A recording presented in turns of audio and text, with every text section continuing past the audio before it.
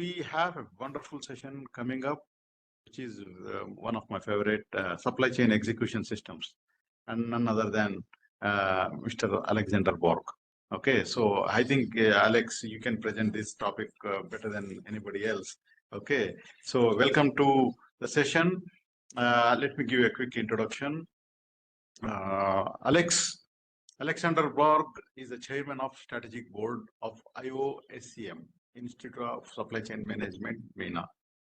Okay, so Alexander Borg, a chartered trainer in logistics, transportation, and supply chain management. He has over 30 plus years of experience as managing partner of support and supply chain group since 1998. He advises individuals and organizations through change processes and technology, expanding influences across the Middle East. And he is stationed in Europe. Thank you, Alex, for joining. Over to you. Yeah. So we will cover up that time we lost. Yeah, for a few minutes after 3 o'clock. Yeah, please. Over to you, Alex. Welcome.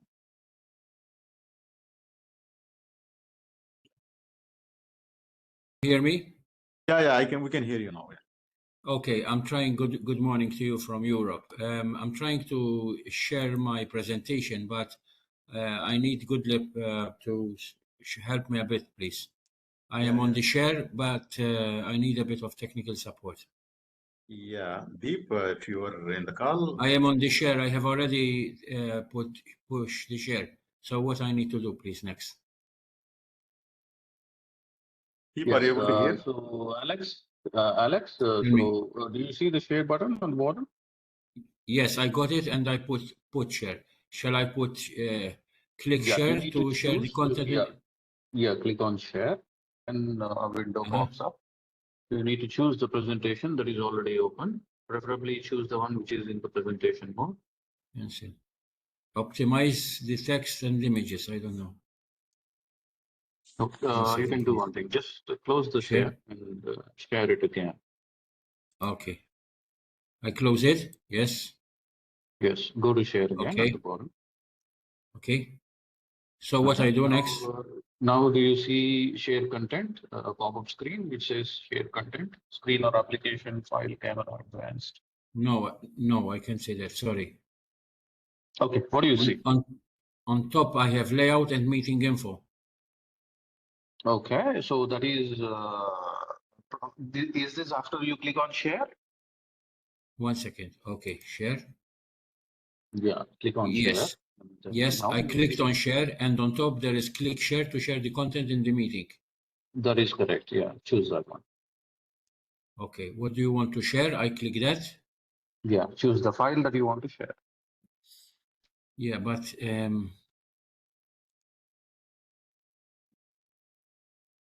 it's not coming because it's come to global supply chain.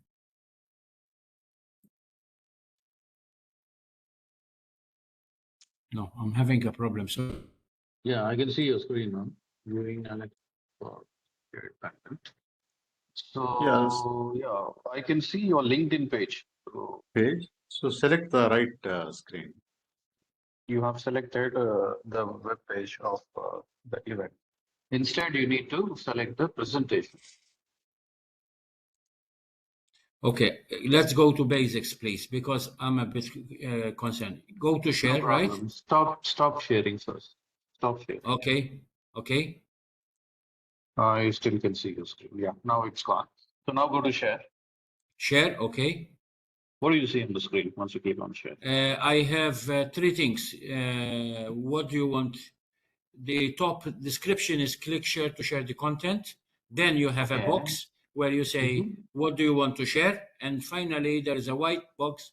It makes share. Okay, so click on what do you want to share? Okay. Now what do you see?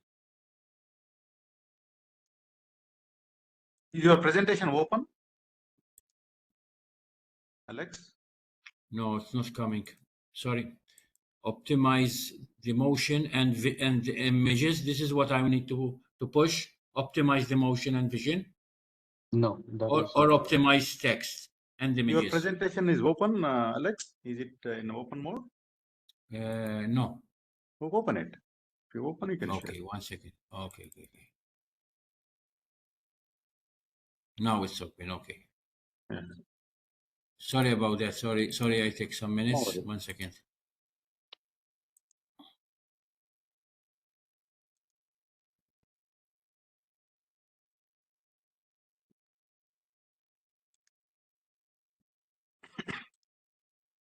It's not coming.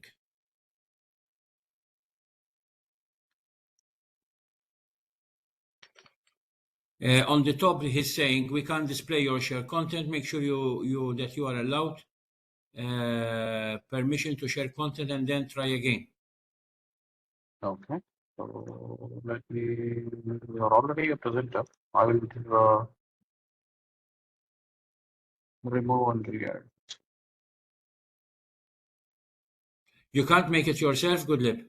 Yeah, we can share it. I can share it from my end, but Yeah, do it from your side. Let's move. Come on, let's move, because time is moving. So let us not frustrate the audience. Let's move on. No. Do it from your side. Sorry about that. No problem. No.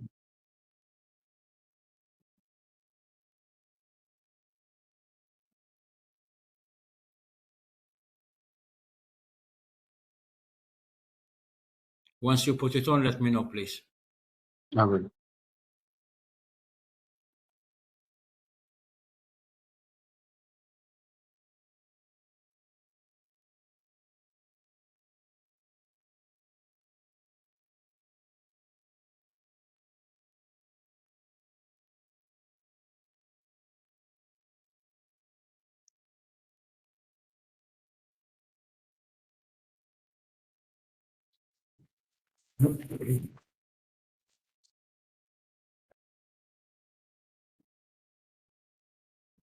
Yeah, you need to go up. First page, please. Okay. Mr. Abdul and Goodlip, thank you very much to be among top experts from the field around the world. I followed most of Mr. Mehdi's presentation about risk and etc. It was really good. I miss Tunisia because I have spent 2 years in Tunisia, 2001. I have a very good idea about the place. So thank you once again. Okay, as Mr. Abdul said, Sheikh Abdul said, my name is Alex Borg. I'm the regional director for the Institute of Supply Chain from Newcastle. We have an institute based in Newcastle for supply chain. And my role is the responsibility for Middle East, North Africa, and also India now. Today, I'm going to talk about the execution of supply chain solutions and their importance. Okay, if you go to second slide, please.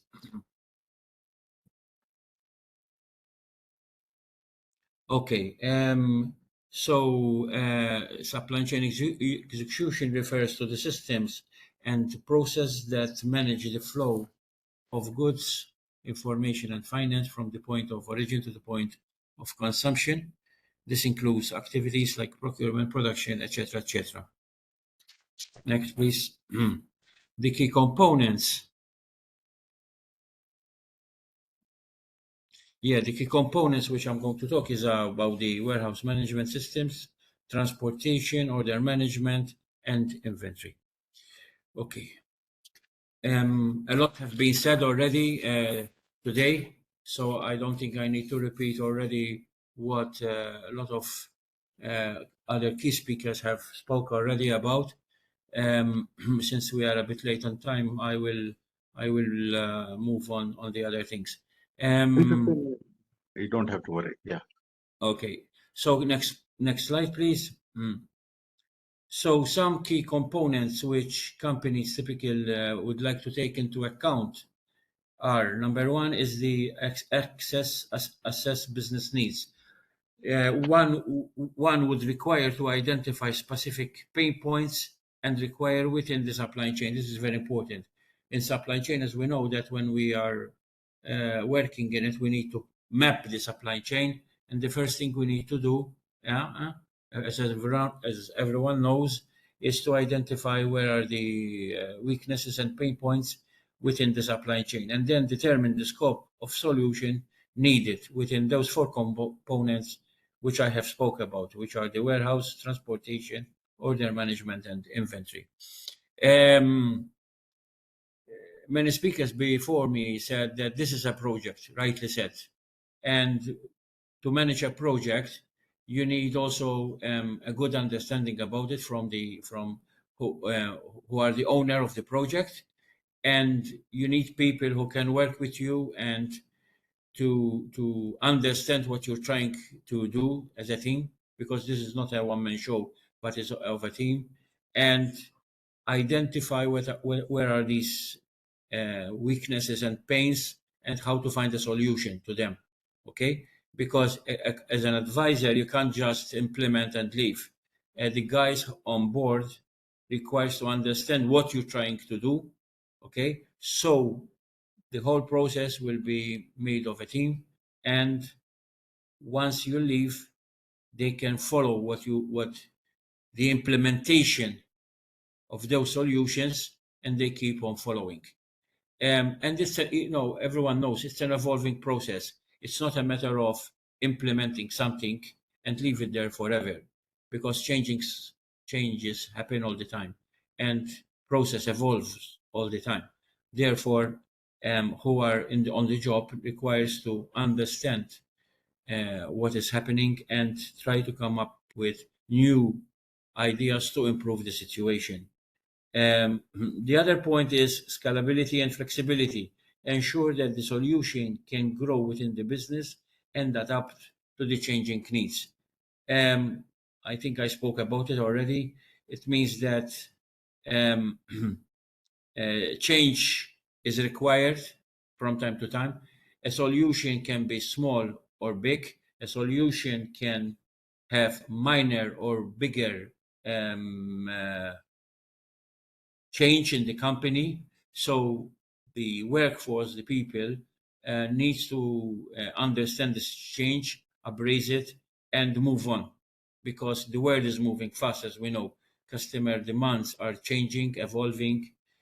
Social media have changed everything. So the expectations from the end part are always changing and growing and evolving, and stuff needs to be ready for that kind of change and move on with these changes.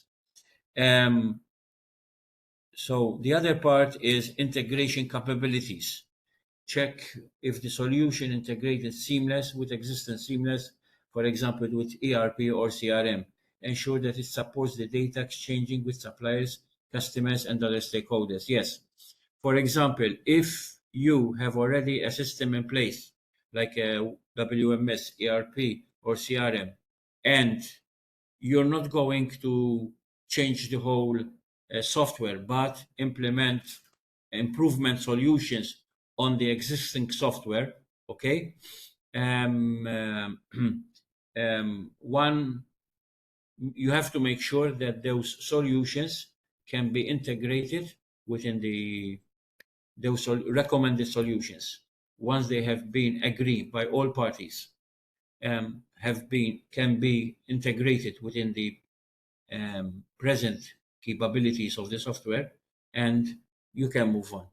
Because before you recommend any new solutions, you must make sure that what you're trying to suggest and recommend can be integrated in the present software system.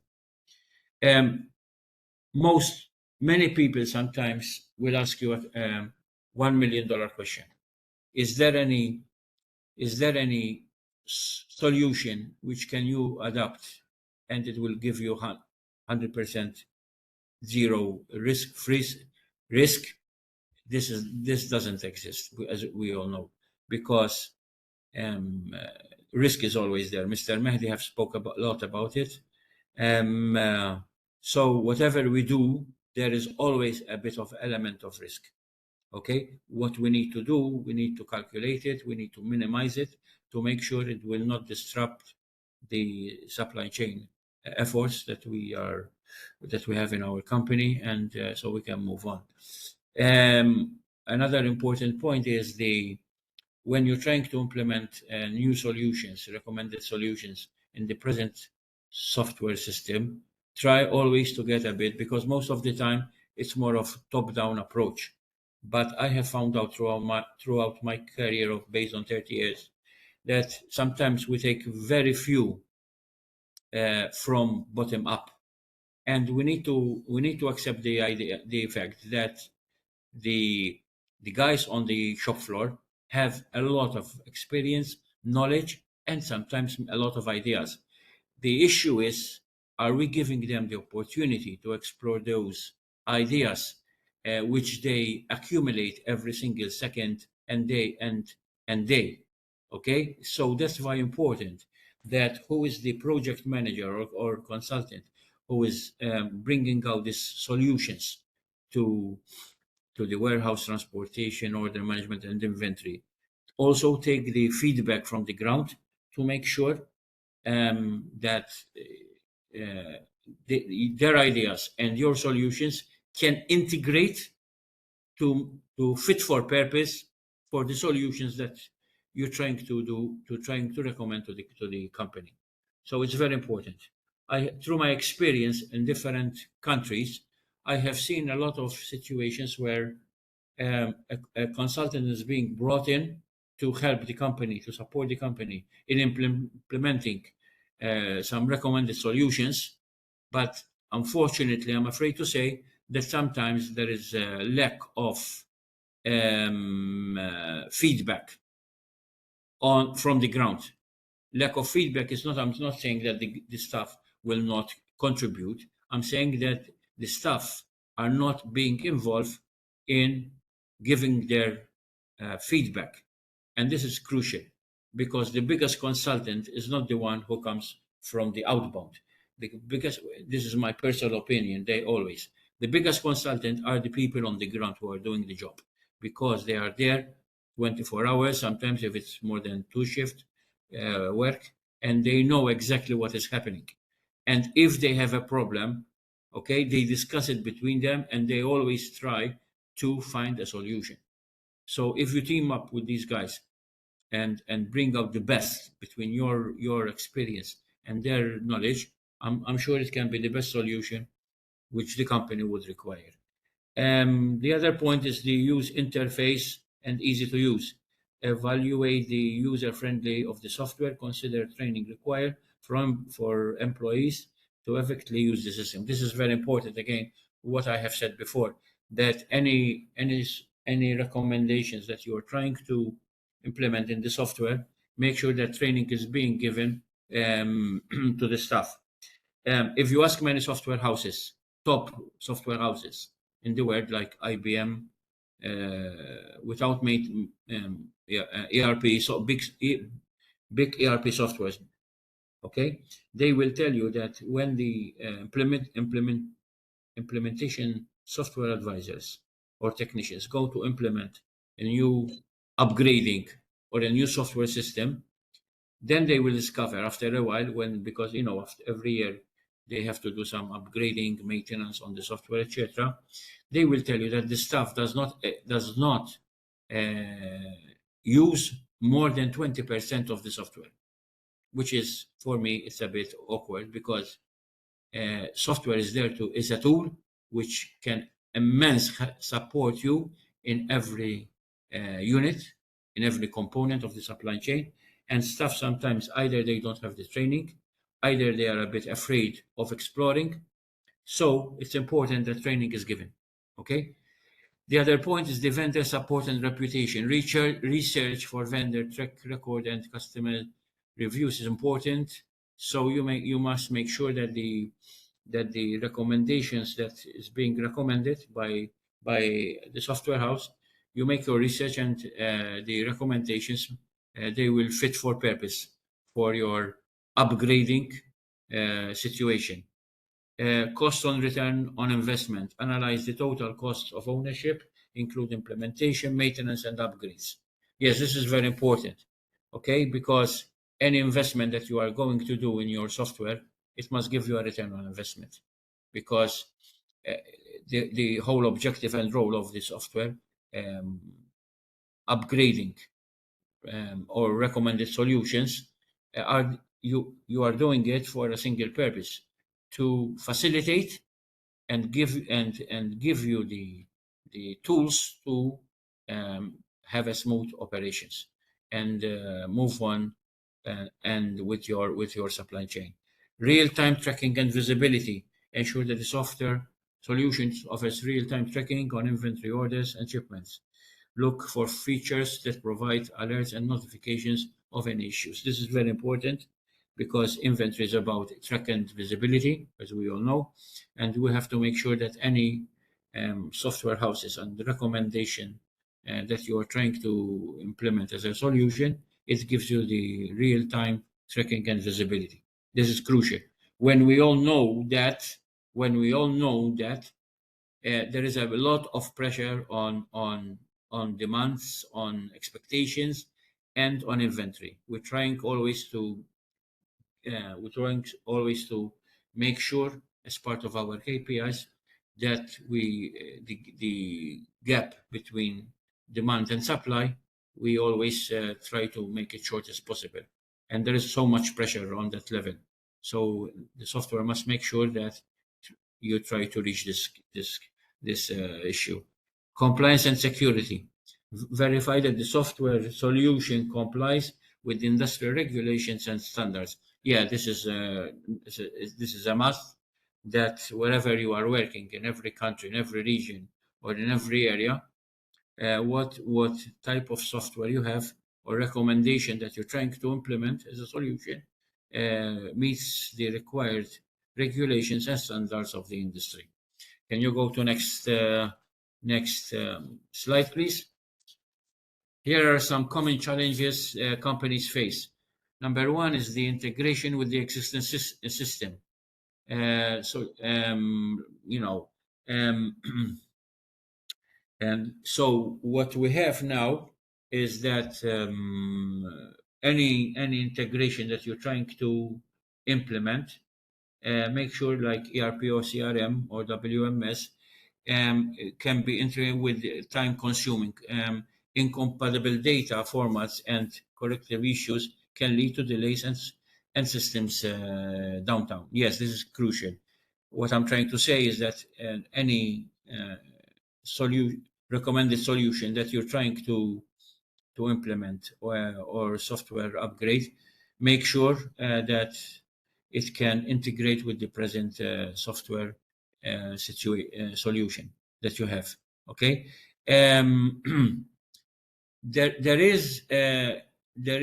If you speak about warehouse management system, we all know that, I'm trying to bring examples. We all know that a WMS is not a financial system, right? It's purely for warehousing.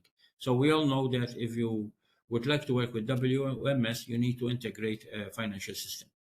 So in these kind of situations, what I'm talking about, where you have WMS with financial software, okay, and you can have more than two software. You can have WMS, a financial software, and also a CRM. You can have more than two. There is a lot of companies which operate this way. Okay, if it's more complex, they go for ERP. But ERP, as we know, it's not pure warehouse management system. So it depends what you're trying to do, depends on your objectives, nature of your company, outcomes, etc., etc. That is up to your team to decide which software is the best. But if you have more than two programs working together, make sure that they can be integrated so you don't lose time, etc., etc. Complexity of the supply chain. Modern supply chain are increasingly complex, involve multiple geographic regions, numerous suppliers, diverse customer base. So managing the supply chain requires robust, flexible supply chain solutions. This is also an important issue. For example, if you can have, for example, a multinational company in the US or in Europe, and they want to operate in the Middle East, and how the two software, I'm sure that both of them, they have separate different software solutions, and the whole point is how both solutions are going to work together. Because again, this depends on the nature of the organization. As I said already, based where you are, geographic, and the clientele, etc., etc. So based on the whole complex of supply chain, you need to make sure that you have the right software, and that software can integrate with all third parties, stakeholders. So a bit of work is required. Okay, a bit of work is required. Recently, just to give you an example, I was being brought in on a project by a British firm to open a distribution center in Dubai, or in UAE, either Dubai, Sharjah, etc. And they have decided that they don't want the software must be the same of that client. So in that case, what we did not integrate the software. We have chosen the 3PL company to support the operation, because in the first 3 years we have not we have decided that we will not rent our own warehouse or own it, but we decided that we will go with a third party. We have taken about 25-30% of that warehouse rented, and also we signed for the resources available, such as the warehouse facility, people, and vehicles distribution. But as a software, we brought in the global one, which is a Swedish company. The global is based in Sweden.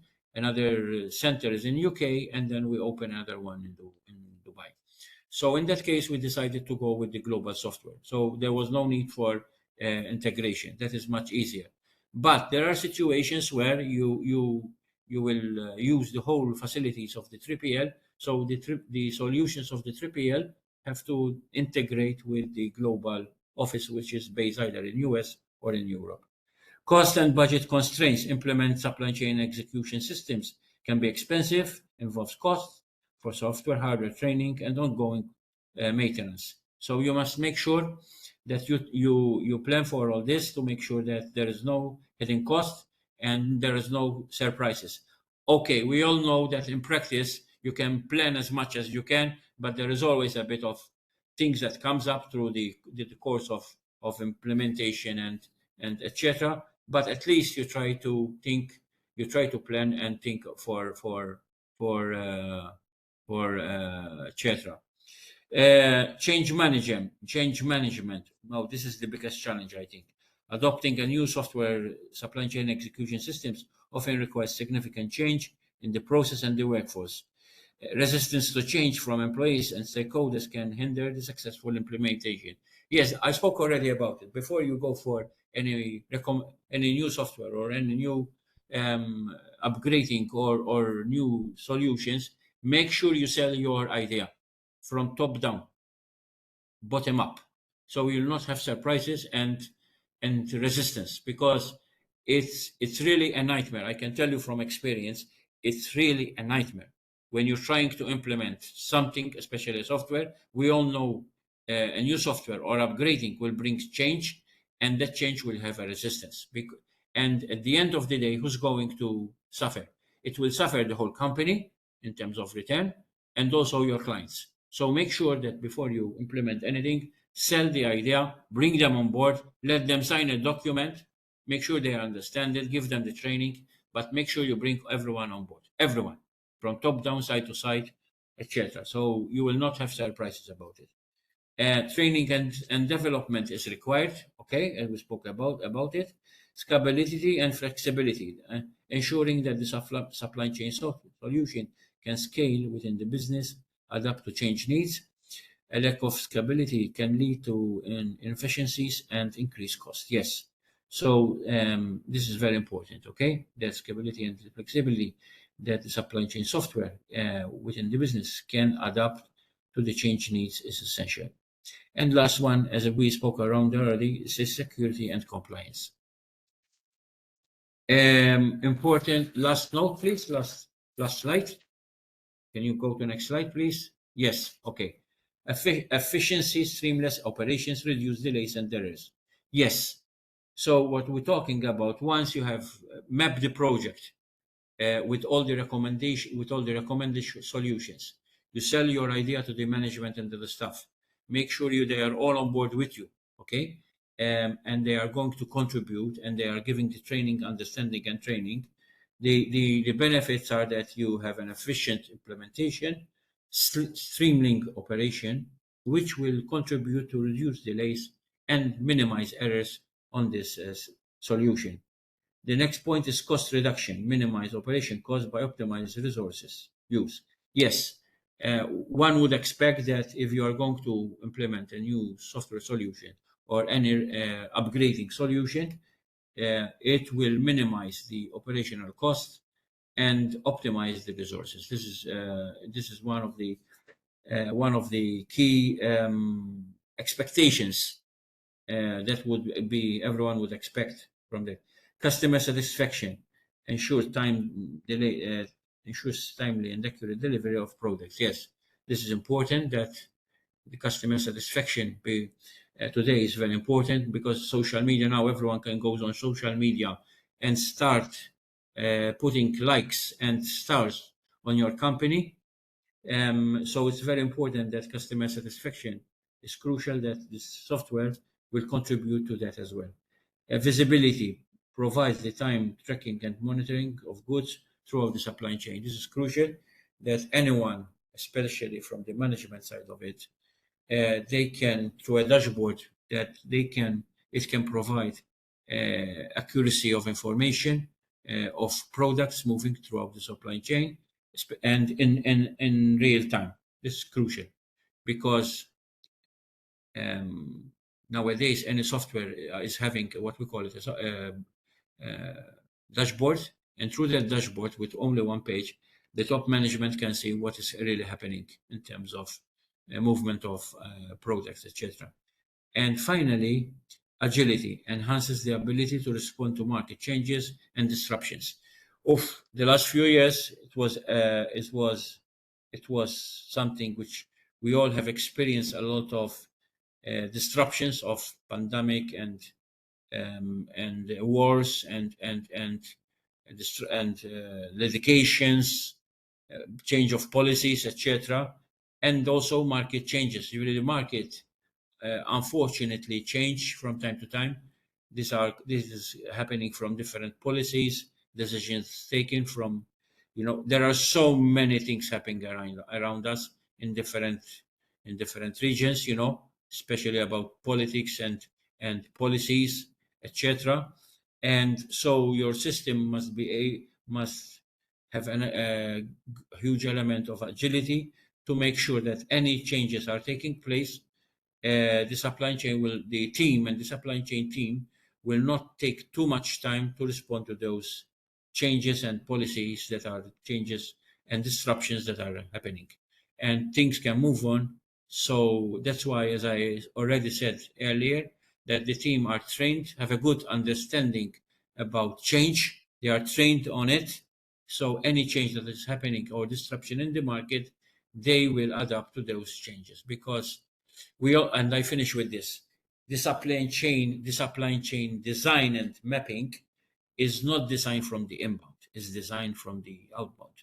One simple great example is the food market, the food supermarkets, food retailing. If we take only one, or pharmaceutical, but if we take something which we touch base every day, I'm talking about food, the supermarket retailing business worldwide is not the modeling is not being done from the inbound, it's done from the outbound, because it's the clients who determine how the supply chain should move on, not I give you one example. Long time back, I used to be board member of GS1, the global standard, the barcode. You know it as a barcode, right? It's called the GS1 standard. I used to attend the global meetings worldwide, sometimes held in London, sometimes held in Brussels, sometimes held in outside Europe. And the big names, the top 25 names in the world like Zara stores, Pepsi, Samsung, Procter and Gamble, etc. These guys, which are the top guys in the world who manage business around the world, the FMCG, especially the FMCG sector, they have always put pressure on the global standard, on the barcode, how to move on with their development, because these are the players who determine the agenda especially in the fast-moving consumable sector. Okay, sorry I was a bit short, but I was to the point, and thank you for the opportunity. I don't know if there is any questions which maybe someone would like to do or clarification. I'm happy to take that. Thank you. So thank you, Alex. A wonderful explanation of supply chain execution systems. One key challenge is especially for mid-size organizations. So they have a confusion between ERP, a general purpose ERP, which will do for the whole accounting and other inventory operations, procurement, sales kind of thing. And then they have a specific needs for supply chain execution, like warehousing, logistics, the fleet management, or manufacturing execution system. So there is one tendency that people will confuse that ERP will do everything. Okay, no matter what you do. So people don't know about this supply chain execution systems individually. So what is your advice? Because it's very important for them to know that ERP is something which cannot do everything. So if you want to very specific warehousing operations, you need to choose warehousing. So what is your advice? Okay. I can answer on two terms. Number one, before you implement any solution, okay, first map your process to make sure, and bring everyone on board, map the process, take the feedback from top and down, and map the process. And once you map it and you know exactly how your company is moving, try to find a solution which fits for your purpose. Don't get impressed by names and brands. It doesn't make sense. You need a software which caters for your needs, fit for your purpose. Brands and names is nothing. We have a lot of names and we have a lot of brands worldwide. They are all there and will remain there and will continue to evolve. Okay? But make sure that you understand your customer requirements. Based on your customer requirements, you build your supply chain.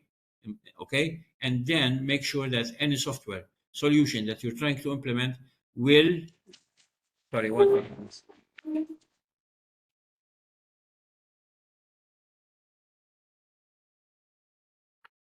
Any software can accommodate your requirements. I can tell you million stories about it, where I have seen companies pay thousands of money for implementation, okay, and the staff will only use maximum 20% of that software, because they have no idea, or they have not been given the training, or have not been involved in the project. So basically, before you do anything, make sure that you find a software that can nowadays we are lucky. Why? Because we had a lot of startups around the world, in India, in UK, in Middle East, in Europe. We had a lot of startups, especially young generation. They come together and they are technology freaks, all qualified. They understand the market and they try to fill gaps which the big brands did not fill. Okay, which they did not fill, and this startup starts to grow. So look. Once you understand what you require exactly, then go to the market, browse, take your time, and make sure that what you browse for the best solution. And there is another thing: the solution that once you have found that solution, make sure that solution grows with you. Okay, because your company evolves and the solution have to evolve with you. So make sure you don't look at the short side, but look also on the medium and long-term scenario. Okay.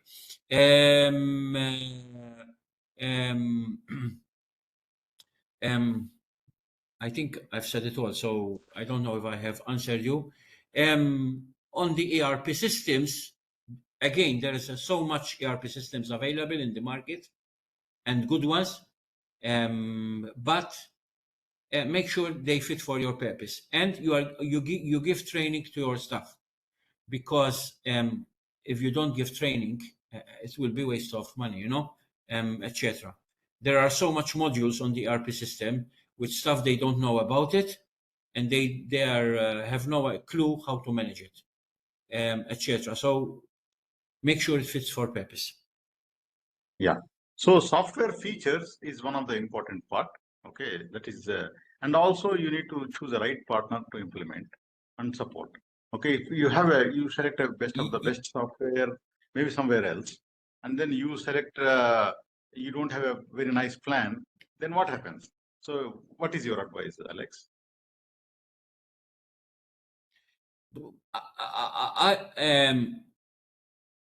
I said there are big names, there are medium names, and small names for the software.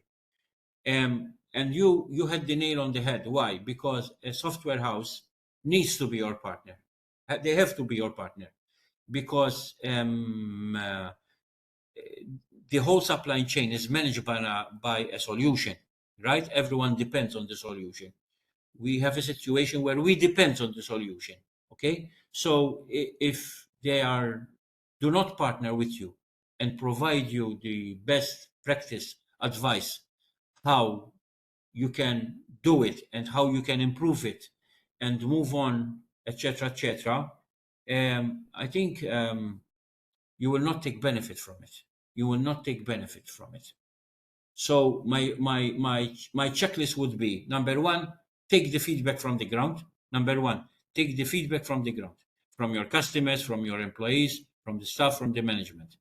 All right, consolidate it, prioritize it, start building your requirements, sit with your software house.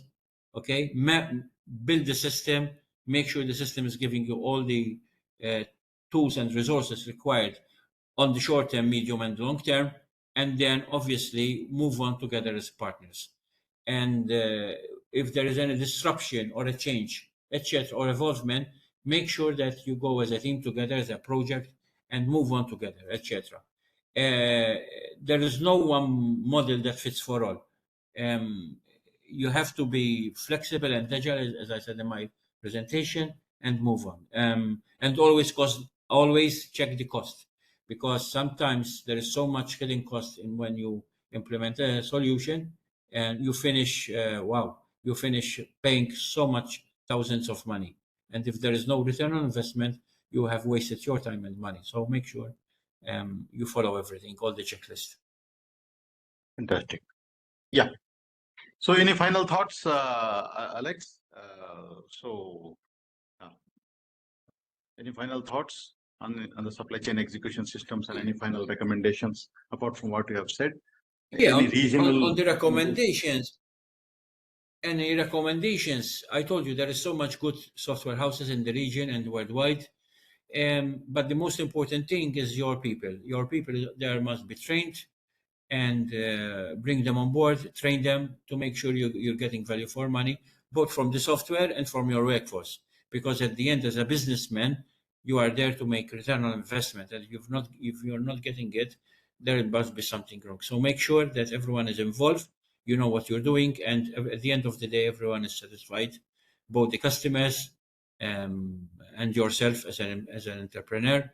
And make sure that you keep that vision ongoing, and any disruption and or change, you are on the edge, you have control over it. Thank you.